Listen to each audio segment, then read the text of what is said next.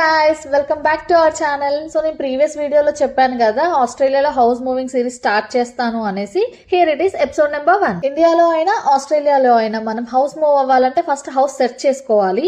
But ఇండియాలో ఏంటంటే మనం టూలెట్ బోర్డ్స్ ఎక్కడ ఉన్నాయనుకుంటూ స్ట్రీట్ తిరుక్కుంటూ కొంచెం వెతుక్కోవాల్సి వస్తుంది, which is very complicated. But ఆస్ట్రేలియాలో ఈ ప్రాసెస్ కొంచెం సింపుల్ గా ఉంటుంది అండ్ మనం 3 ways లో సెర్చ్ చేసుకోవచ్చు.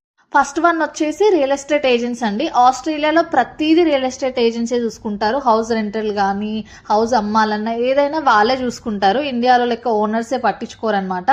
రియల్ ఎస్టేట్ ఏజెన్సీ అన్ని చూసుకుంటారు కాబట్టి మీకు తెలిసిన రియల్ ఎస్టేట్ ఏజెంట్ ఏది బెస్ట్ గా ఉంది ఈ ఏరియాలో అని చెప్పేసి వాళ్ళని అప్రోచ్ అవ్వచ్చు. సెకండ్ వచ్చేసరికి మనకి ఏంటంటే ఇండియాలో టూలెట్ బోర్డ్స్ పెట్టినట్టుగానే ఇక్కడ కూడా టూలెట్ బోర్డ్స్ లాగా ఉంటాయి అనమాట. లీజ్ లాగా పెడతారు ఇంటికి.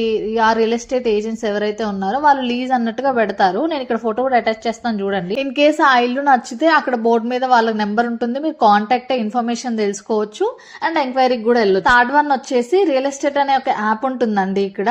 సో అందులో ఏంటంటే అవైలబుల్ హౌసెస్ అన్ని రియల్ ఎస్టేట్ ఏజెంట్స్ అందులో అప్లోడ్ చేస్తారు. సో మనకు నచ్చింది చూసుకోవడమే. నార్మల్ గా ఫ్లిప్కార్ట్ లో అమెజాన్ లో మనం వస్తువులు కానీ డ్రెస్సెస్ కానీ ఎలా సెలెక్ట్ చేసుకుంటామో అలా మనకు నచ్చినవి సెలెక్ట్ చేసుకొని ఆల్రెడీ ఇన్స్పెక్షన్ డేట్ ఉంటే అది ఇన్స్పెక్ట్ చేయడానికి క్లిక్ చేయొచ్చు, లేదంటే రిక్వెస్ట్ ఇన్ఫర్మేషన్ కూడా అడగొచ్చు.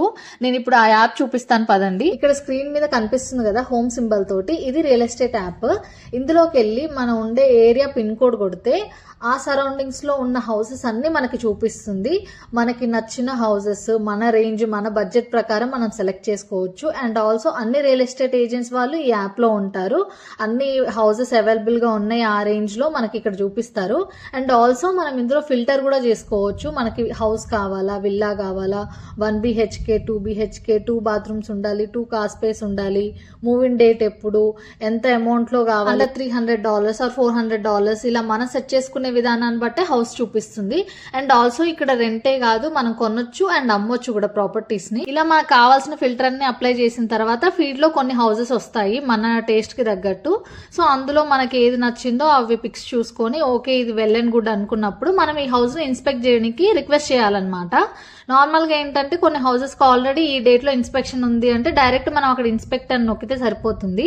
బట్ కొన్ని హౌసెస్ కి ఉండకపోతే అక్కడ రిక్వెస్ట్ అండ్ ఇన్స్పెక్షన్ ఉంది కదా, దాన్ని క్లిక్ చేస్తే సరిపోతుంది. వాళ్ళు మనకి మెయిల్ కానీ మెసేజ్ కానీ పంపిస్తారు. అందులోనే డేట్ కూడా మెన్షన్ చేస్తారు ఏ రోజు ఇన్స్పెక్షన్ ఉంది అనేసి. సో ఇలా మనం ఫస్ట్ స్టెప్ అయితే కంప్లీట్ చేసాము హౌస్ మూవింగ్ కి.